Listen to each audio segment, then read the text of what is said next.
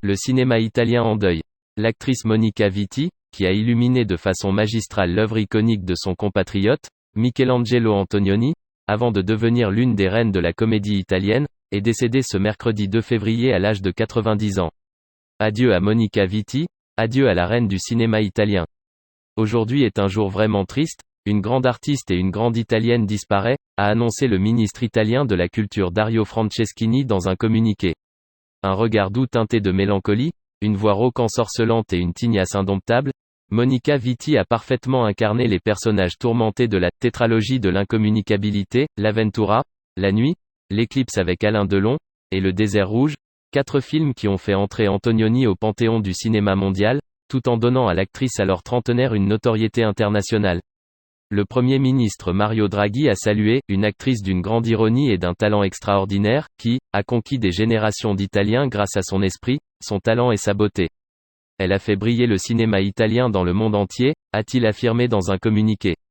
L'ancien président du Festival de Cannes Gilles Jacob lui a rendu un vibrant hommage sur Twitter.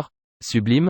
Elle jouait les voisines de palier avec une classe de déesse et les reines avec la simplicité de la voisine de palier. Bardot a eu Vadim pour la lancer. Monica a eu Antonioni. Puis elle s'est abandonnée au luxe de la comédie à l'italienne avec Scola, Monicelli et les autres. Elle est devenue star mondiale en restant elle-même, rieuse et simple, a-t-il résumé. Née à Rome le 3 novembre 1931, Monica Vitti, diplômée en 1953 de l'Académie nationale d'art dramatique, se lance d'abord dans une carrière théâtrale, où brille déjà son talent comique, l'une de ses marques de fabrique.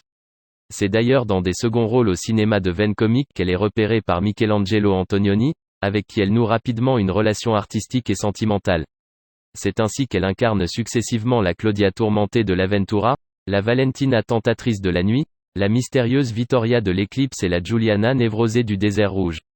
Après son passage chez Antonioni, elle devient l'une des protagonistes de la comédie à l'italienne, où elle tient tête à ses homologues masculins, du calibre d'Alberto Sordi, Ugo Tognazzi, Vittorio Gassman ou Nino Manfredi.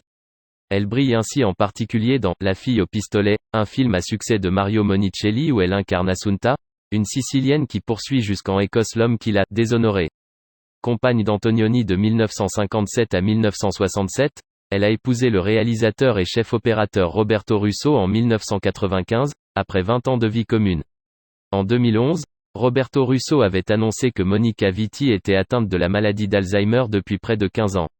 L'actrice a remporté de nombreux prix au cours de sa carrière, notamment 5 David di Donatello, un Lion d'or à Venise pour l'ensemble de sa carrière et un Ours d'argent à Berlin.